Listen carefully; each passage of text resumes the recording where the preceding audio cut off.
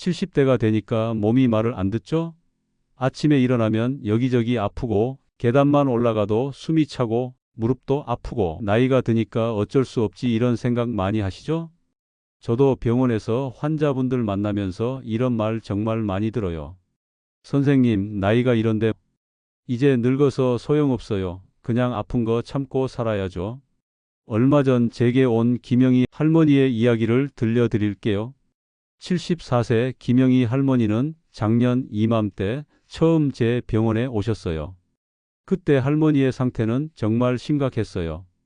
당뇨로 인한 합병증으로 발가락 절단 위기까지 갔었고 혈압도 180까지 올라가 있었어요. 무릎도 아파서 지팡이를 짚고 다니셨죠. 그때 할머니는 저에게 이렇게 말씀하셨어요. 선생님, 나는 이제 죽을 날만 기다리고 있어요. 매일 아프고 움직이기도 힘들고 가족들에게 짐만 되는 것 같아요. 하지만 놀라운 일이 일어났어요. 1년 후 지금 할머니는 완전히 다른 사람이 되셨거든요. 혈당은 정상 범위로 돌아왔고 혈압약도 절반으로 줄었어요. 무엇보다 지팡이 없이 걸으시면서 매일 동네 산책을 하세요. 지난주에 할머니가 보내주신 메시지가 있어요. 선생님, 저는 이제 85세까지 건강하게 살 자신이 있어요. 그리고 요즘은 매일이 즐거워요. 지금이 제 인생에서 가장 행복한 시기인 것 같아요.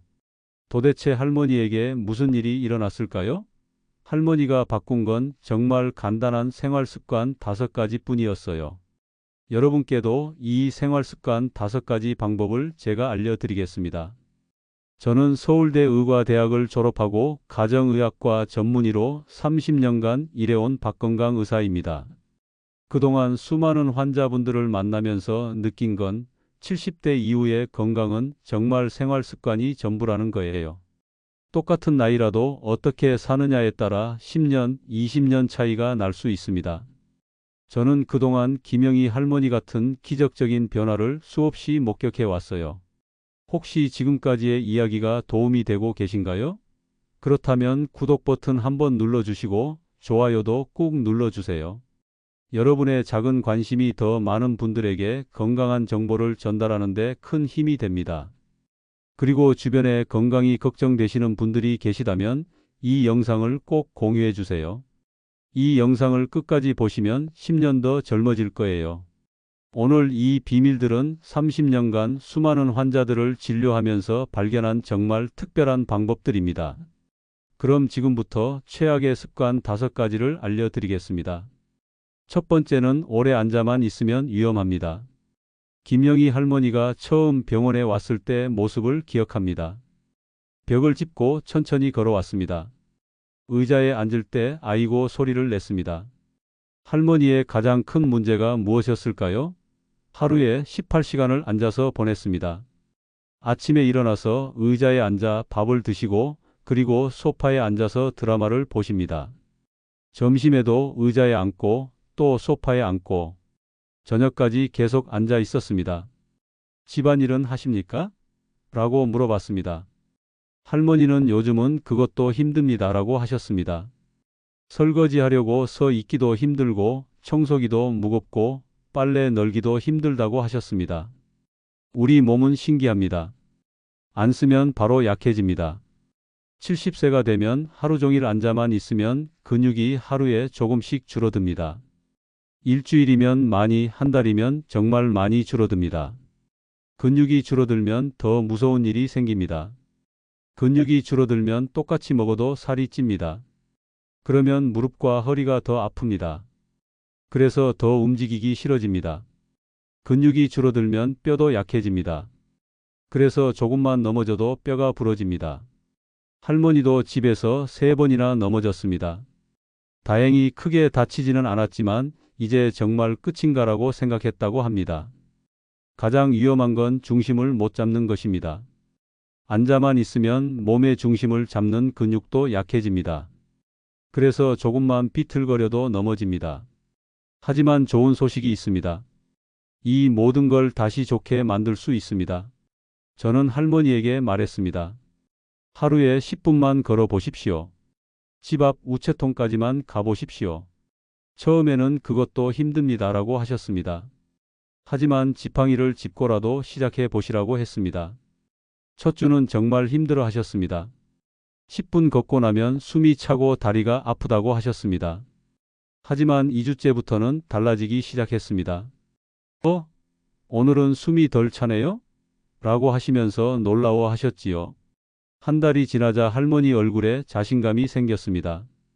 선생님, 어제는 우체통을 넘어서 편의점까지 갔습니다. 라고 환하게 웃으셨습니다. 2달 후에는 20분, 3달 후에는 30분. 지금은 매일 아침 40분씩 동네를 도십니다. 더 놀라운 건 다른 변화들이었습니다. 무릎 아픈 게 없어졌습니다. 처음에는 운동하면 무릎이 더 아플 텐데라고 걱정하셨는데 근육이 생기니까 무릎을 보호해 줬습니다. 그리고 소화도 잘 되고 변비도 없어졌습니다. 우울한 기분도 많이 좋아졌습니다. 두 번째는 잠이 최고의 약입니다. 할머니의 두 번째 문제는 잠이었습니다.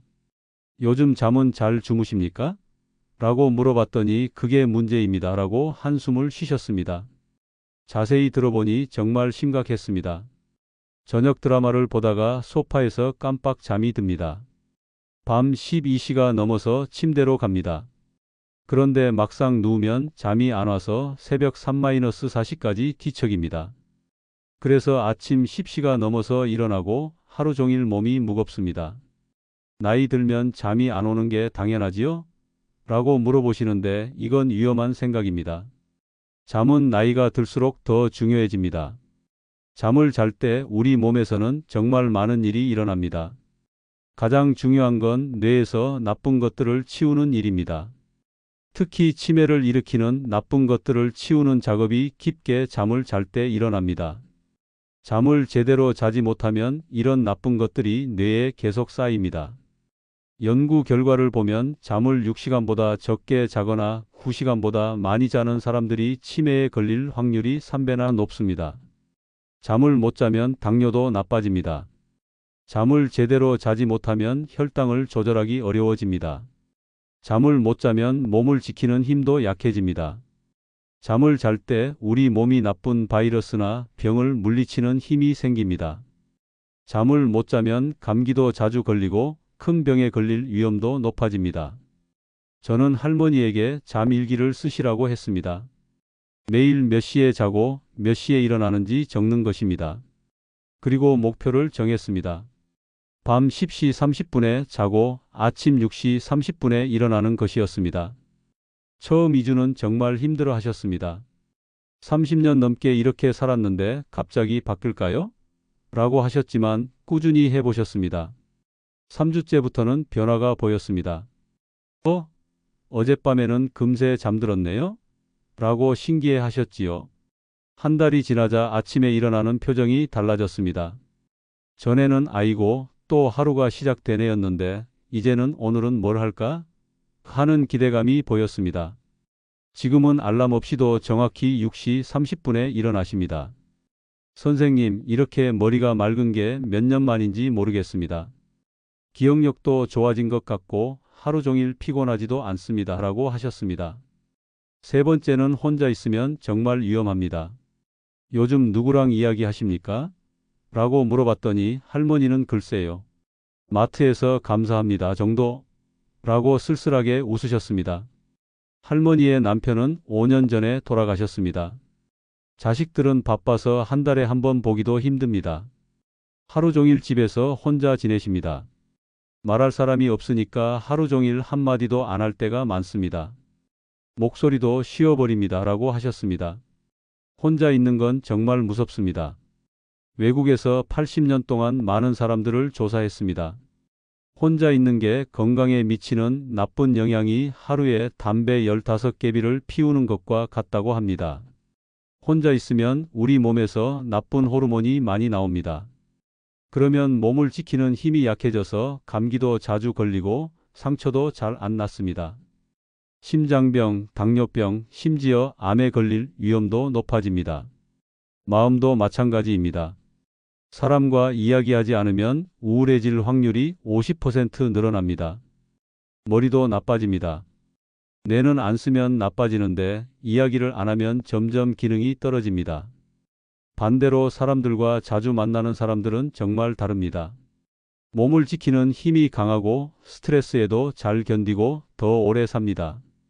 연구 결과를 보면 좋은 사람들과 지내는 사람들이 그렇지 않은 사람들보다 평균 7년 더 오래 산다고 합니다. 저는 할머니에게 동네 경로당에 가보시라고 했습니다. 처음에는 나는 사람들과 어울리는 게 어렵습니다. 거기 가면 다 아는 사이일 텐데 나만 모르면 어떡합니까? 라고 걱정하셨습니다. 저는 말했습니다. 할머니, 거기 계신 분들도 다 할머니와 비슷합니다. 외로우니까 경로당에 나오시는 것입니다. 그러니까 할머니를 반갑게 맞아줄 것입니다. 첫날은 정말 용기가 필요했다고 하셨습니다. 문 앞에서 한참 망설이다가 그냥 돌아올 뻔했는데 마침 나오시던 분이 어머, 새로 오신 분이시네요? 어서 들어오십시오라고 반갑게 맞아줬습니다. 그날 바둑도 보고 윷놀이도 하고 점심도 함께 드셨습니다. 집에 오는 길에 이렇게 웃은 게 언제부터인지 모르겠다는 생각이 들었다고 합니다. 지금은 일주일에 3-4번은 경로당에 갑니다. 거기서 만난 친구들과 함께 산도 오르고 요리도 배우고 가끔은 공연도 보러 갑니다. 얼굴에 웃음이 늘어나니까 혈압도 자연스럽게 떨어졌습니다. 웃음은 정말 최고의 약입니다.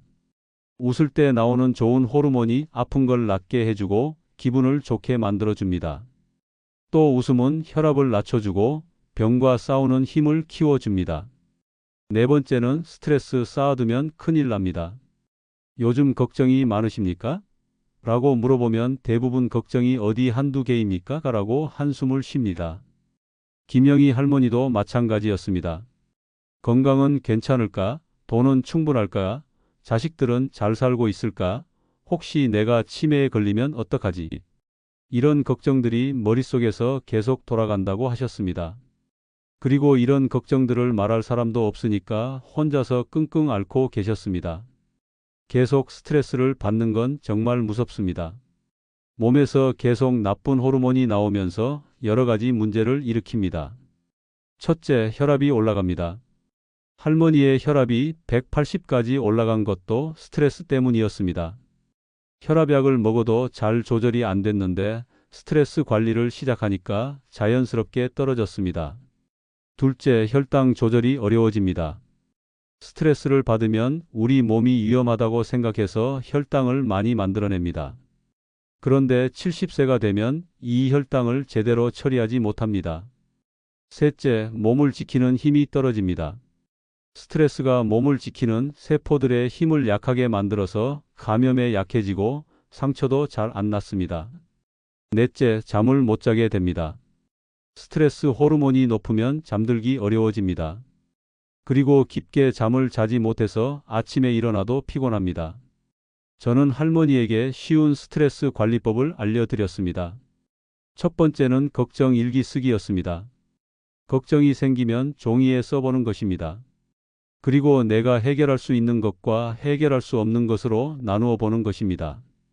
해결할 수 있는 걱정들은 어떻게 할지 계획을 세워보고 해결할 수 없는 걱정들은 그럴 수도 있지 하고 받아들이는 연습을 하는 것입니다.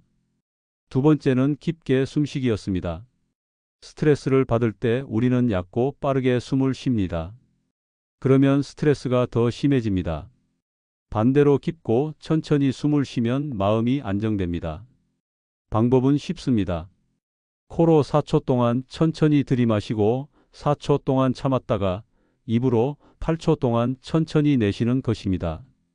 이걸 5-10번 반복하면 마음이 편해집니다. 세 번째는 좋은 생각하기였습니다. 잠들기 전에 하루 동안 고마웠던 일 3가지를 생각해 보는 것입니다. 오늘 날씨가 좋았다. 맛있는 밥을 먹었다. 이웃분과 인사했다. 이런 작은 것들도 좋습니다. 5번째는 새로운 걸 배우면 머리가 좋아집니다. 할머니는 처음에 저는 이제 늙어서 머리도 안 돌아가고 새로운 건 배울 수도 없습니다. 라고 하셨습니다. 하지만 지금은 매일 새로운 것을 배우려고 하십니다. 많은 분들이 나이가 들면 이제 배워서 뭐 합니까? 머리가 굳어서 안 됩니다. 라고 생각하시는데 이건 잘못된 생각입니다. 뇌는 죽을 때까지 새로운 것을 만들고 새로운 연결을 만들 수 있습니다. 반대로 새로운 것을 안 배우면 뇌 기능이 빨리 나빠집니다. 특히 70세부터는 계속 배우는 게 중요합니다. 연구 결과를 보면 공부를 많이 하고 계속 배우는 사람들은 뇌가 상해도 치매 증상이 늦게 나타나거나 더 가볍게 나타납니다. 그러니까 새로운 것을 배우는 건 치매 예방에도 정말 중요합니다. 할머니는 75세에 스마트폰 사용법을 배우셨습니다. 처음에는 어려워하셨는데 지금은 손자들과 영상통화도 하시고 건강 정보도 찾아보십니다. 요즘은 동네 도서관에서 하는 원예 수업도 들으십니다. 선생님, 지금이 제 인생에서 가장 행복한 시기인 것 같습니다. 매일 배울 게 있고 할 일이 있고 만날 사람들이 있습니다. 라고 하셨습니다. 새로운 것을 배우면 좋은 호르몬이 나옵니다. 이 호르몬이 나오면 삶에 대한 의욕과 활력이 생깁니다. 또 새로운 것을 배우면 뇌의 여러 부분이 동시에 좋아집니다. 김영희 할머니 이야기 어떠십니까? 할머니는 특별한 사람이 아닙니다. 여러분과 똑같은 평범한 70세 할머니였습니다. 하지만 5가지를 바꾸니까 완전히 다른 인생이 시작된 것입니다. 이 5가지는 서로 연결되어 있습니다.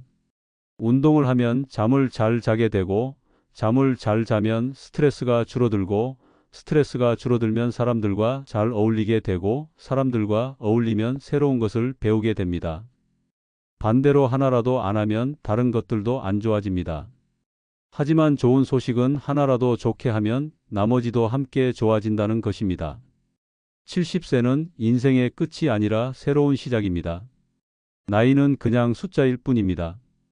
건강은 운이 아니라 선택입니다. 가장 중요한 건 완벽하게 하려고 하지 말고 작은 것부터 시작하는 것입니다. 실천 방법들을 소개해 드리겠습니다. 첫째, 운동은 어렵게 생각하지 마세요. 헬스장에 가거나 비싼 것을 살 필요 없습니다. 하루 10분씩 집 주변을 걷는 것부터 시작하시면 됩니다. 첫 주에는 집 앞 우체통까지, 둘째 주에는 편의점까지, 셋째 주에는 동네 한 바퀴. 이렇게 조금씩 늘려가세요. 걷기가 힘드시면 의자에 앉아서 하는 체조부터 하세요. 팔 돌리기, 어깨 으쓱하기, 목 돌리기 같은 쉬운 동작들도 좋습니다. 무릎이나 허리가 아프시면 수영이나 실내 자전거를 해 보십시오. 중요한 건 매일 조금씩이라도 몸을 움직이는 것입니다. 꾸준히 하는 게 세게 하는 것보다 중요합니다. 둘째, 잠자는 시간을 바꾸는 것도 천천히 하세요. 갑자기 이 시간 일찍 자려고 하지 마시고 매일 15분씩 일찍 자는 연습을 하세요. 자기 일 시간 전에는 TV나 스마트폰을 끄세요. 대신 쉬운 책을 읽거나 좋은 음악을 들으십시오. 침실은 18-20도로 시원하게 하고 어둡게 만드세요. 낮잠은 30분 이내로 하세요. 오후 2시 이후에는 커피, 녹차, 콜라 같은 것들을 마시지 마십시오. 저녁은 자기 3시간 전에 드시고 가벼운 스트레칭이나 따뜻한 우유 한 잔이 잠자는 데 도움이 됩니다. 셋째, 사람들과 어울리는 것도 작은 것부터 시작하세요. 동네 산책을 하면서 이웃들과 인사를 나누는 것부터 해보세요. 안녕하십니까? 한마디가 하루 종일 기분을 좋게 만들어줄 것입니다. 그 다음에는 경로당이나 복지관에 가보세요. 처음에는 무서워도 용기를 내보시면 많은 분들이 반갑게 맞아주실 것입니다. 바둑, 화투, 노래교실, 춤교실 등 재미있는 것들이 많이 있습니다. 나중에는 취미 동아리나 봉사활동도 해보세요. 책 읽는 모임, 등산 모임, 식물 기르는 모임 같은 곳에서 비슷한 것을 좋아하는 분들과 만날 수 있습니다. 가족이나 친구들과도 한 달에 한 번이라도 모여서 밥 먹고 이야기하는 시간을 만드세요. 요즘은 인터넷으로도 많이 만날 수 있습니다. 카카오톡으로 일상 이야기를 나누고 유튜브로 새로운 것을 보고 화상통화로 멀리 있는 가족들과도 자주 만날 수 있습니다. 넷째, 스트레스 관리는 매일 조금씩 하는 게 중요합니다. 걱정이 생기면 일기장에 써보고 내가 할 수 있는 것과 할 수 없는 것으로 나누어 생각해 보십시오. 할 수 있는 것들은 어떻게 할지 계획을 세우고 할 수 없는 것들은 그럴 수도 있지 하고 받아들이는 연습을 하십시오. 스트레스를 받을 때마다 깊게 숨쉬기를 하세요. 코로 4초 동안 들이마시고 4초 동안 참았다가 입으로 8초 동안 천천히 내쉬는 것입니다. 이걸 5-10번 반복하면 마음이 편해질 것입니다. 하루에 고마운 일 3가지씩 생각해보는 습관을 만드세요. 오늘 날씨가 좋았다. 맛있는 음식을 먹었다. 건강하게 하루를 보냈다. 이런 작은 것들도 좋습니다. 고마운 마음을 가지면 스트레스가 많이 줄어듭니다.